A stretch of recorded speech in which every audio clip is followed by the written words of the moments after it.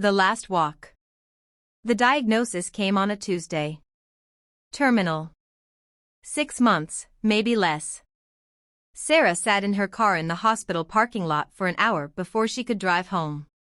When she finally opened her front door, Murphy was there like always with gray muzzle, cloudy eyes, tail wagging so hard his whole back end shook.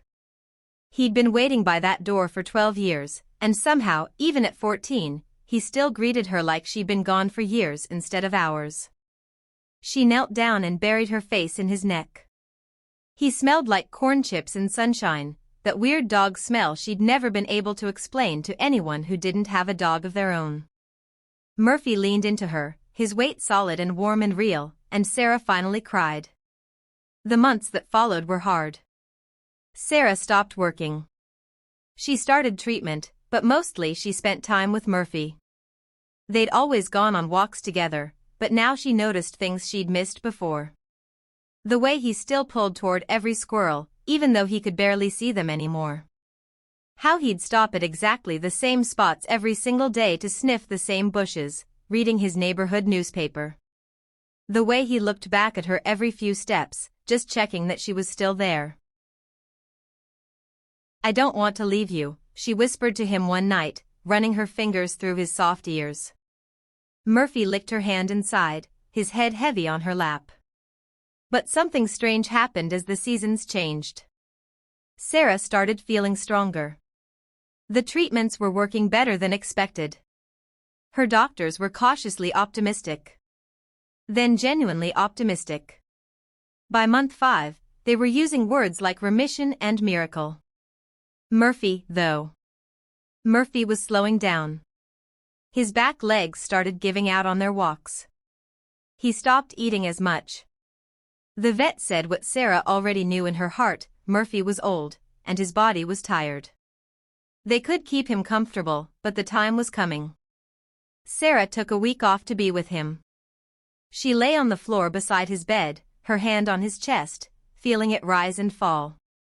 She told him stories about every walk they'd ever taken, every stick he'd ever brought her, every time he'd rested his head on her knee when she was sad.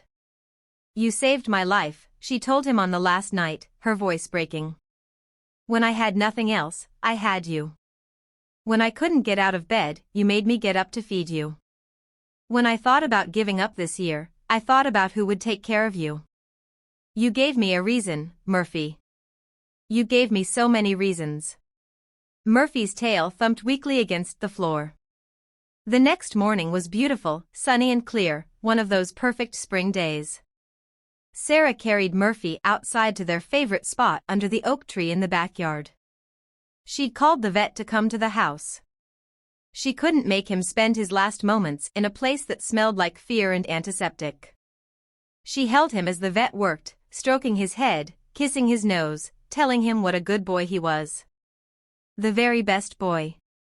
Murphy looked at her with those cloudy eyes, and his tail wagged one last time. Then he sighed, long and deep, and went still. Sarah stayed there under the oak tree for a long time, holding him, remembering how he'd pulled her through the darkest year of her life. How when she'd been given a death sentence, she'd come home to a dog who loved her so completely that death hadn't been able to find room in her heart. Murphy had filled it too full of life. 6 months later, Sarah started volunteering at the animal shelter. She wasn't ready for another dog of her own yet, that space still belonged to Murphy. But she could walk the dogs no one else wanted. The old ones, the sick ones, the ones who'd given up hope. She could give them what Murphy had given her, a reason to take one more walk, to see one more sunrise, to hold on for one more day. Because sometimes that's all love is.